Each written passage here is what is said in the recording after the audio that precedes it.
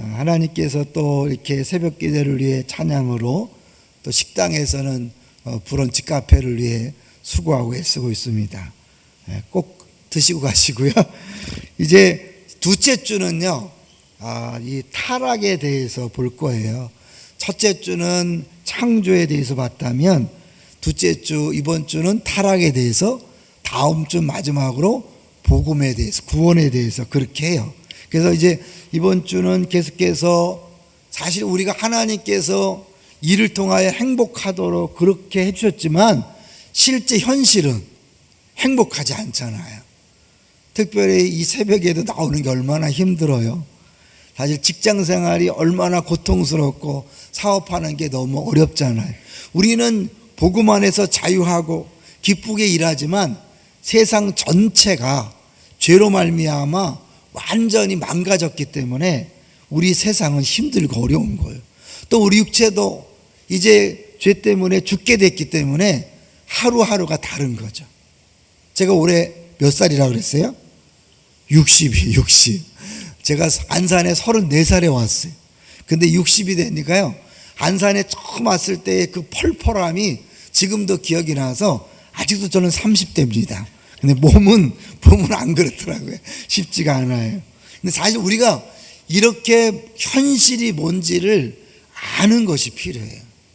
저는 이제 그 창조과학 탐사를 가서 가장 깜짝 놀랐던 게 뭐냐면요, 목사가 성경을 가르치고 설교하면서 성경을 몰랐다는 걸 알았어요.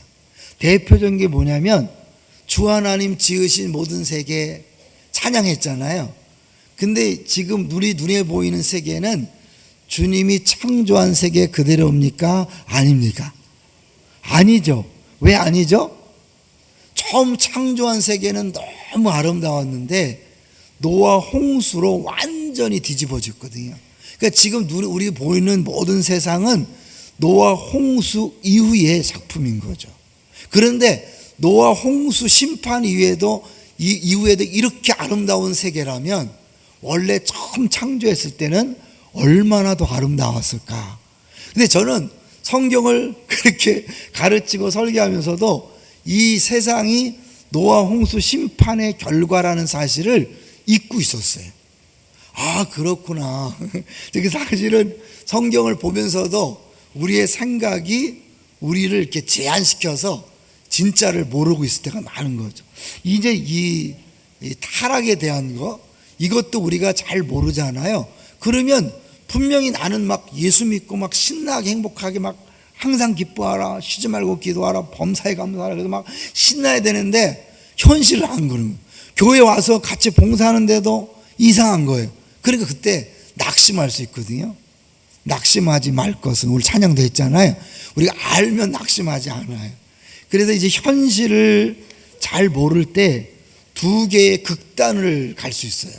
첫 번째는 이상주의의 극단이고 또 하나는 냉소주의의 극단이에요. 이상주의의 극단은 뭐냐면 이를 통해 변화를 일으키고 영향을 끼치며 새로운 것들을 내놓으며 세상에 정의를 실현해야지. 그러니까 내가 세상을 뒤집어엎고 바꿔놔야지, 그럴 수 있다라고 생각했는데 막상 가자 그랬는데 어떻게 해요? 당장 월요일부터 현실에 부딪혀서 하고 싶은 일을 못하고 아무리 애써도 되지 않는 것 앞에서 쉽게 좌절해. 그래서 막 믿습니다 하는 사람들이 오히려 시험에 더 많이 드는 경우는 뭐냐면 현실이 뭔지 몰라서 대만 막 믿음으로 가면 될 줄 아는 이런 이상주의에 빠지면 큰일 나는 거예요. 두 번째는요, 냉소주의로 인해서 비아냥거리는 거예요. 일한들 뭐가 변하겠어? 쓸데없는 희망을 품어서는 안 돼. 그저 먹고 살 수 있으면 그만이지. 너무 공을 들이지 말라고. 여건만 되면 당장이라도 집어치워. 이렇게 해봐요. 끊임없이 너무 냉소주의해서 애쓰지 마. 나 다 해봤어. 해봐도 소용없어. 이렇게 또 극단으로 가면 안 된다는 거죠. 그러니까 결론을 우리가 첫 번째 느끼는 뭐냐면 이 세상이 망가진 세상이라는 것을 알아라. 그러나 그럼에도 불구하고 우리는 소망을 잃지 않고 있는 현실 속에서 살아갈 수 있다. 이제 그런 거예요. 그러니까 우리가 그런 걸 감안할 때 열심히 노력하지만 열매가 없어도 실망하지 않는 거죠. 원래 이 세상이 그렇게 망가졌으니까. 한번 볼까요? 오늘 본문을 보세요. 본문을 보시면 먼저 우리 안에 수고가 찾아왔어요. 다시 16절을 보십시오. 16절을 보시면 시작. 또 여자에게 이르시되 내가 네게 임신하는 고통을 크게 더하리니 내가 수고하고 자식을 낳을 것이며 너는 남편을 원하고 남편은 너를 다스릴 것이니 하시고. 애 낳는 게 고생이라니까요. 그럼 이제 죄 짓기 전에 어땠을까요? 순풍산부인과처럼 막 순풍순풍 애 낳는 것이 신났을 거예요.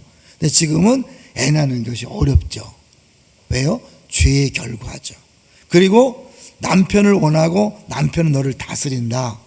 복잡한 내용이 아주 쉽게 설명하면요, 아내가 남편들을 잡아먹으려고 한다는 거예요. 남편을 이겨먹으려고 하는 거예요. 원래 그전에는 뭐예요? 서로 사랑하고 존경하고 남편을 그냥 그렇게 인정하는데, 이게 죄를 딱 지은 다음부터 뭐냐면 남편을 인정하지 않고 어떻게 하든지 그냥 눌러와서 마음대로 해보려고. 남편은 뭐예요? 곧 죽어도 머리니까 이 내가 그럴 수 없다 해서 끊임없이 갈등이 생기는 게 사실은 죄 때문에 왔다는 것을 인정하고, 결국 죄 때문에 왔다면 해결 방법이 뭘까요? 복음으로 구원받아야 부부관계가 행복한 거예요. 여러분 기억하세요. 남편한테 막 잘해주세요, 막 우리 좀 행복하게 삽시다, 아무리 해도 소용없어요. 어떻게 해야 돼요? 구원받고 복음 안에서 자유해야 그 다음에 서로 막 부부끼리 안 싸우는 거예요. 잔소리로 되는 게 아니에요. 다 17절을 볼까요? 17절 시작. 아담에게 이르시되 내가 내 아내의 말을 듣고 내가 내게 먹지 말란 나무의 열매를 먹었은즉 땅은 너로 말미암아 저주를 받고 너는 내 평생에 수고하여야 그 소산을 먹으리라. 땅이 저주를 받았기 때문에 우리가 아무리 애써도 안 되는 게 있어요. 사실 이렇게 막 눈비가 오고 자연재해가 일어나고 이런 모든 것들은 다 결국 따지고 보면 죄의 결과거든요. 새벽 기도를 좀 열심히 하려고 했더니 왜 눈이 오는 거야, 미끄럽게. 왜 추워지는 거야. 주님 뭐 하는 거야. 그러지 마세요. 여러분이 우리 지난 한 주간 따뜻하게 했고 한 주 동안 딱 시독이 걸렸기 때문에 눈이 오나 비가 오나 아무 문제 없다 이러고 오는 거잖아요. 네, 그리고 이제 그 다음에 18절을 보세요. 18절 시작. 땅이 내게 가시덤불과 엉겅퀴를 낼 것이라. 내가 먹을 것은 밭의 채소인즉. 가시덤불과 엉겅퀴가 났기 때문에요, 열심히 일해도 직장이 어려워요. 사업 환경이 어려워요. 더구나 지금은 또 뭐예요? 워낙 작년에 경제가 어렵다 해서 어려웠는데 또 이 코로나가 오는 바람에 더 어렵잖아요. 어제도 우리 당회를 했는데 장로님 한 분이 20년 동안 사업했는데 지금처럼 어려운 건 처음이라고. 그 정도로 지금 어려운 거. 내가 열심히 한다고. 분명 일은 황홀한 것이고 막 일은 신나는 것이고 행복이지만 내가 열심히 일했는데 소득이 없을 수 있어요. 근데 그게 뭐예요? 결국 죄의 결과라는 사실을 인정하고 그리고 우리가 현실을 살 필요가 있는 거죠. 더 중요한 건 뭐냐면요, 우리가 일을 할 때 어려운 이유 두 가지가 있어요. 이건 이제 전체적으로 망가진 세상이기 때문에 어렵고요. 두 가지는 뭐냐면 죄를 진 다음에 사람들에게 나타난 큰 두 가지의 감정이 있죠. 뭐예요? 많이 들었죠. 첫째는 부끄러움, 수치. 또 하나는 뭐예요? 두려움, 불안이 사실 우리에게 일을 행복하게 하지 못하도록 만드는 요소가 될 수 있어요. 첫째, 이 수치심은 자신에 대한 거예요. 자신에 대한 것. 불안과 두려움은 타인에 대한 거예요. 정리하면 수치심은 어떤 분이 이렇게 얘기했어요. 존재의 중심에서 자신을 향해 갖는 불편한 감정이다. 그러니까 대표적인 열등감이죠. 저는 늘 얘기했지만 옛날에 외모 열등감이 있었다 그랬잖아요. 왜 이렇게 못생겼나? 인생 살고 싶지 않았어요. 지금은 사람들이 그래도 볼만하다 그래요. 괜찮대요. 그건 뭐냐면 내가 너무 외모에 신경 쓰지 않고 주 안에서 기뻐하니까 괜찮은 거예요. 여러분도 열등감에 시달리면요 못생겨져요. 그런데 기뻐하고 감사해 보세요. 얼굴이 피어나서 아름다운 작품이 될 줄로 믿습니다. 근데 이제 끊임없이 모든 사람이 열등감, 저는요 열등감은 외모 열등감만 있는지 알았어요. 왜? 제가 못생겼으니까. 그런데 나중에 보니까 한 사람도 예 없이 다 열등감 있는 거 있죠. 저 사람 없겠지. 아니에요. 아무리 예뻐도 열등감이 있고요, 아무리 잘생겨도, 아무리 돈이 많아도, 아무리 똑똑해도요 다 열등감이 있어요. 왜? 근본적으로 죄로 인한 결과이기 때문에 그래요. 그러니까 여러분만 약점이 있는 게 아니에요. 여러분 열등감이 있는 게 아니에요. 주눅 들지 마세요. 근데 여기 뭐예요? 자기 자신에 대한 불편한 감정이잖아요. 이게 복음 안에서 어떻게 해결하는지 알아요? 예수 안에서 의롭다함을 받는다. 이게 굉장히 어렵게 보이지만 쉬운 얘기를 의롭다함 받는 건 뭐냐면 내가 괜찮은 사람이다라고 느끼는 거예요. 근데 그게 나 혼자 생각이 아니라 하나님이 넌 괜찮은 사람이야, 내가 널 기뻐해, 내가 널 너무 좋아해, 이런 것들을 느끼는 게 의로운 거예요. 그러니까 결국 복음 안에 있을 때 내 자신을 다르게 느끼니까 자신만만한 거죠. 그냥 그렇게 되면 다른 사람 앞에서 주눅 들지 않고 열등감 가지고 이렇게 이렇게 하찮은 일, 이 하찮은 일이 없다 그랬잖아요. 크고 작은 것, 멋있고 화려한 것, 귀하고 천한 것이 없이 내게 주어진 일이 귀하다고 느낄 수 있는 거예요. 가장 근본적인 것이 자기 안에 있는 수치심을 해결하는 거예요. 열등감을 해결하는 거예요. 두 번째는 뭐냐면 타인에 대한 불신과 두려움이에요. 다른 사람이 혹시 나를 해치면 어떡하나, 나를 공격하면 어떡하나, 또 다른 사람이 나를 무시하면 어떡하나, 나를 거절하면 어떡하나, 이런 것들이 늘 있으니까 어떻게 해요? 이 에너지를 집중해서 일을 하면 행복한데 거의 반 정도는, 아니면 3분의 2 정도는 다른 사람의 신경을 쓰다가 다 빼앗겨서 일을 제대로 못하니까 하고 나서도 힘들고, 그러니까 그 다음부터는 어떻게? 안 하는 거죠. 봉사 좀 하세요. 안 해. 왜 안 하는지 아세요? 해서 잘한다는 소리를 들을 자신이 없으니까. 그러면서 하는 거예요. 나는요 한번 한다면요 끝까지 하는 사람이기 때문에 시작을 안 합니다. 굉장한 거죠. 왜냐하면 그 결국은 불안인 거예요. 그 두려움이 시작을 못하게 하는 거예요. 특세도 시작했다 그만두면 남들이 뭐라고 말할까? 뭐라 그러면 어때요? 내가 이틀 나오고 이틀 동안 기도하면 되는 거죠. 근데 왜? 난 처음부터 20일 할 자신이 없어. 그냥 시작을 안 해요. 당당하게 멋있게. 아니, 그 불안과 두려움의 증거예요. 여러분이 어떤 일 할 때 남들의 평가에 신경을 쓰지 마세요. 근데 이게 신경 쓰지 말라고 안 써지나요? 하나님이 나를 사랑하고 기뻐하고 나 때문에 만족하신다는 사실이 확신으로 딱 들어올 때, 그때부터는 다른 사람이 잘못된 평가를 들어가는 게 뭐냐? 저 사람은 몰라서 저렇게 말할 수 있지, 내가 얼마나 귀중한 존재인지 모르니까 저렇게 평가하지, 이렇게 자유할 때 무슨 일을 해도 겁내지 않는 거예요. 일단 하는 거죠. 하다가 안 되면 그때 그만두면 돼요. 근데 미리 잘못되면 남들이 나를 무시하고 나를 우습게 보면 어떡하나, 이래서 아무것도 안 하고 시작도 못 해갖고 하나님이 주어진 기쁨을 누리지 못하는 사람이 너무나 많아요. 동의하시죠? 여러분이 끊임없이 일을 시작하지도 못하고 봉사나 모든 걸 시도하지 못하고 계속 망설이는 이유가 뭐예요? 결국 그 두려움 때문에 그런 거예요. 여러분, 예수 안에서 우리는 모든 부끄러움과 두려움에서 해방된 줄로 믿습니다. 이 사실을 여러분이 처음부터 마지막까지 계속하면서 내 안에서 힘들게 하는 게 뭔가, 내가 왜 교회에서 힘든가, 직장에서 힘든가, 사업하면서 왜 힘든가, 가정에서 왜 힘든가 따지고 보면 그 안에 그런 것들이 있는 거예요. 사실 이 불안과 두려움이 자꾸 자기를 대접받고 싶어 해요. 나를 인정 안 해주면 견디질 못해요. 왜? 늘 다른 사람의 평가를 통해 나를 입증하려고 하니까요. 이게 저는 이제 김인중 목사님을 보면서요, 했어요. 이게 오늘 짧게 하려고 그래요. 처음에 94년도에 안산동산학교 왔을 때 막 정말 펄펄 날아다니셨어요. 그래서 목사님 너무 날아다니니까 혹시 피곤하지 않으세요? 그런 소리 하지 말라고. 나 안 피곤해.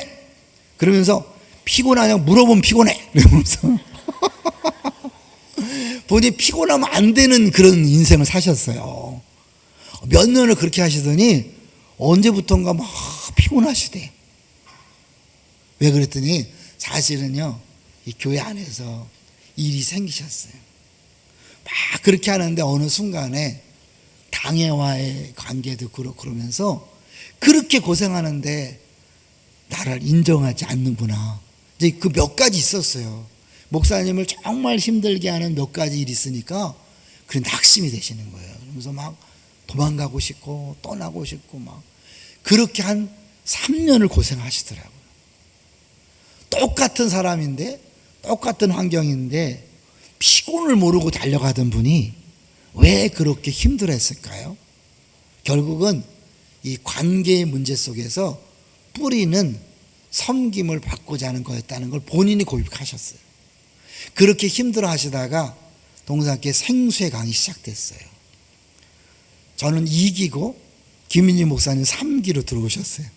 그러니까 제가 이제 1기는 청년 중심으로 이렇게 했기 때문에 이 성도들 많이 안 갔고 송창건 목사가 1기를 해보고 되는구나 싶어서 그때부터 이제 작년을 시작했는데 저를 이제 써먹으려고 2기에 들어가서 이제 제가 은혜를 받고 3기 때 김민중 목사님 비롯하여 모든 교육자와 이제 지역장들이 들어오기 시작했는데 거기서 이제 섬김에 대해서 3박 4일 동안 섬김을 받으면서 이거였구나. 펑펑 우셨어요. 워낙 또 잘 우시잖아요.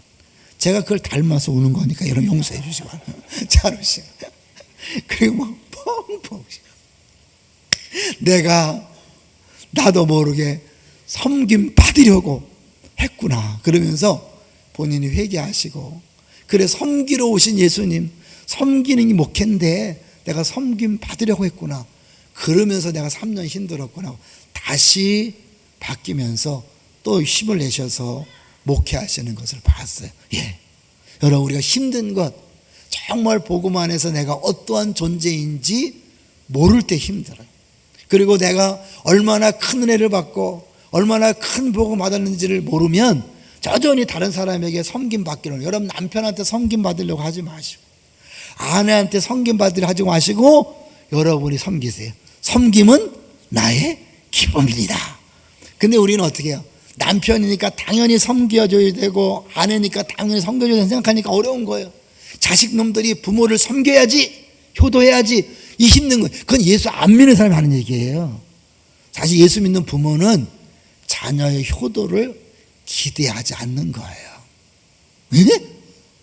그러라고 효도하지 말라. 아니에요. 자녀가 알아서 효도하는 건 봤지만 효도를 기대하는 게 아니에요. 대신 뭐예요? 부모를 공경하는 거예요. 내가 섬김 받을 걸 기대하지 말고 섬기는 데 집중하는 거예요. 그렇게 어떻게 사나? 네, 그럴 때 진짜 내가 받은 예수 그리스도의 그 은혜를 더 많이 알아요. 내가 늘 얘기하죠. 섬길 때 섬기러 오신 예수님을 경험할 수 있다. 자꾸 섬길 수 있는 근거는 내가 주 안에서 어떠한 존재인가를 알 때 더 이상 내가 이 수치심을 이 두려움을 다른 사람의 평가와 섬김과 다른 사람의 대우와 그런 걸 통하여 해결하려는 것이 아니라 예수 그리스도 한 분으로 만족할 때 우리는 뭐예요? 더 이상 나를 위해 포장할 필요가 없는 거예요. 다른 사람의 평가에 두려워할 게 없는 거예요. 그냥 내게 주어진 사람, 내게 주어진 일을 기쁨으로 즐거움으로 하다 보면 그 안에 하나님이 그 일을 맡겨준 이유가 있고 그 사람을 만나게 한 이유가 있고 그 환경에 우리를 처하게 한 이유가 있어서 그렇구나 할렐루야 그런 거예요. 어제도 당회원들하고 이야기한 걸 하고 마치려고 그래요. 제가 설교를 하면서 하나님 우리를 기뻐하신다. 헵시바라 하리라 뷸라라 하리라 그 본문을 얘기했어요. 하나님 우리를 기뻐하시는 거예요. 기뻐하시면 하나님이 우리에게 원하는 게 뭘까요? 하나님 우리가 기뻐요. 우리를 기뻐하세요. 그럼 기뻐하는 우리가 하나님 앞에서 기뻐하는 모습을 보기 원해요. 되게 있잖아요. 죄송하지만 손자 얘기를 했잖아요. 손자가 너무 좋으니까요, 그 손자가 기뻐하는 모습을 보고 싶어요. 애가 웃는 얼굴 보려고요, 별짓을 다 한다 그랬잖아요. 노래도 하고요, 춤도 추고요, 깍꿍도 하고 그래요. 왜요? 그 내가 사랑하고 기뻐하는 존재가 기뻐하는 모습을 보는 게 행복이. 하나님의 행복이 뭘까요? 하나님의 기쁨이 뭘까요? 우리들이 기뻐하는 거예요. 우리들이 행복해하는 거예요. 할렐루야. 우리가 기뻐하도록 행복하도록 사람을 만나게 하시고 일을 주시고 환경을 주시고 다 준 거예요. 근데 우리가 그거를 못 깨달으니까, 하나님이 기뻐하라고 즐거워하라고 행복하라고 준 것을 못 깨닫기 때문에 우리는 어떻게 해요? 막 짜증을 내고 원망하고 불평하는데, 그 뿌리를 보고 들어가 보면 결국은 내 안에 해결되지 않은 그 부끄러움, 수치심을 내 방법으로 해결하려고 그러고, 내 안에 있는 그 근본적인 불안과 두려움을 내 방법으로 해결하려고 하다 보니까 정말 주어진 것에 하면 되는데 못하는 거야. 아까 얘기했죠. 남들이 뭐라고 말할까, 하다 그만두면 어떻게 될까, 이런 쓸데없는 두려움과 부끄러움이 내게 주어진 밥상도 못 먹고 내게 주어진 모든 것들도 누리지 못해서 행복하지 못한 게 아닐까요? 하나님 주신 것은 다 좋은 것입니다. 할렐루야. 실수하지 않으시는 분이 내게 주신 만남과 환경과 조건은 다 좋은 것입니다. 누리시기를 주의 이름으로 축원합니다.